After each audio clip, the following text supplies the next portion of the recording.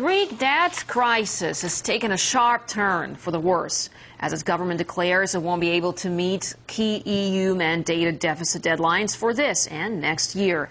The revelation signals that the shocking degree of austerity imposed by Athens on its people has failed, while sending the economy into an unmanageable contraction. It's especially worrying given that EU debt inspectors in Greece are currently deciding on whether to release more bailout funds for the country. The country's government has said that unless it gets that money, it won't be able to pay its bills for this month. RT Sarah Firth looks at just where this now puts the embattled country. Will Greece now default?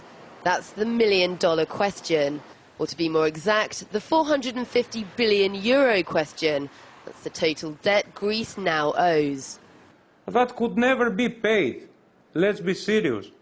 You think that Greece could never pay €450 billion of government debt? You need to be idiot or I don't know what to believe something like that. The Greek government's running out of options. They can keep trying to impose these strict austerity measures, but that would likely lead to more of the violent clashes we've seen between riot police and protesters in the last weeks and months. Or they can instead choose to default. But Eurozone leaders have insisted that default is not an option. They're concerned that were Greece to do so, it could spark a financial meltdown in the Eurozone. But there's now a growing recognition that behind closed doors, other options are being considered. A Greek default is definitely on the cards, has been on the cards now for a year and a half, ought to have been on the cards, because when you have a debt overhang of the exorbitant size that we have here in Greece, it is impossible to imagine that austerity can be a means by which you can reduce it. So the default was always going to happen.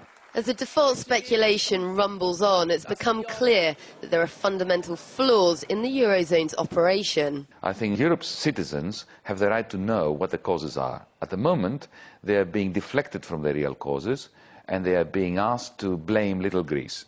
Little Greece, however idiotic it may have proved in the past, is and never was incapable of spearheading a global financial crisis. So just who is to blame? What we are experiencing in Greece today, it is a financial occupation. It is a new kind of war. It is an international occupation of the international financial crime syndicate. For the past 18 months, the Greek government has cut wages, raised taxes, reduced pensions, and in return received billions of euro in bailout funds. Now, as they await the next 8 billion cash injection, many are left wondering if it's all been worth it. Just to give you another number, when we first entered these austerity measures, our debt was about 119 of the GDP. Now it is over 150, and the latest report of IMF says that it is going to be next year 189. So, in just 2 years, after all these sacrifices of the Greek people and the stagnation of the economy, not only we are not reducing the debt, but the debt is increasing in an alarming speed.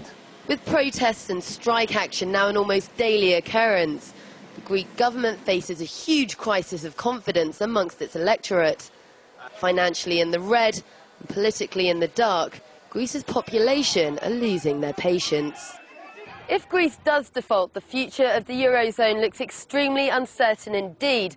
But many people here feel that not to do so is to risk their country sinking deeper into financial and economic ruin.